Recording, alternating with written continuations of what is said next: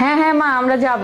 আচ্ছা, কিন্তু তুমি তোমার জামাইকে একটু বলে দাও। ওকে আবার আলাদা করে বলার কি আছে? কেন? না মা, ও তোমার জামাই না, না বললে খারাপ দেখা যায় না। এই নাও, মা কথা বলবে। আচ্ছা, আসসালামু আলাইকুম মা, ভালো আছেন আপনি? হ্যাঁ হ্যাঁ, তোমরা চলে এসো। রেখে দিল, ব্যস্ত আছে হয়তো। দাঁড়াও, ফোন দিচ্ছি আমি।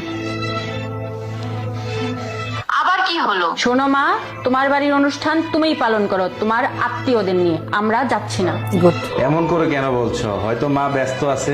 দেখেছিস তো, ও ঠিক বুঝেছে আমি ব্যস্ত আছি। তুই একটু বেশি বেশি করিস।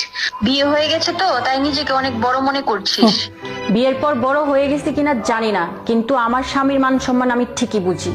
যেখানে আমার স্বামীর সম্মান নেই সেখানে আমি খাবার গিলতে যাব না। শোনো মা, তুমি তোমার দুঃসম্পর্কের কোনো আত্মীয়দের দাওয়াত দিচ্ছ না, তুমি তোমার জামাইকে দাওয়াত দিচ্ছ।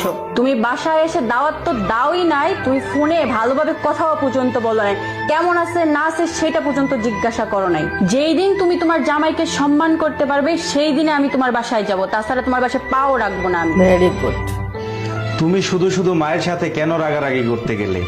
ইনকাম কম থাকলে, টাকা পয়সা না থাকলে ছেলেদের একটু একটু অপমান হতেই হয়। তুমি কেমন ইনকাম করো সেইটা ইম্পর্টেন্ট না, ইম্পর্টেন্ট হলো তুমি ওই বাড়ির জামাই।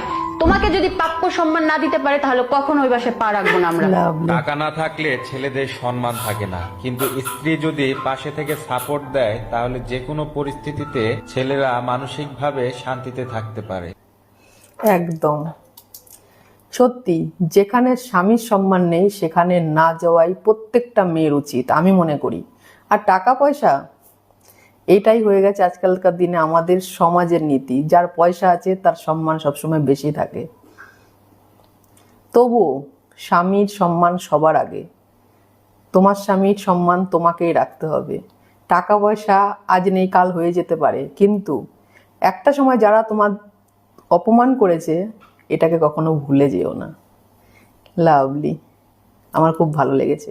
তোমাদের কেমন লাগলো কমেন্ট করে জানিয়ে যেও।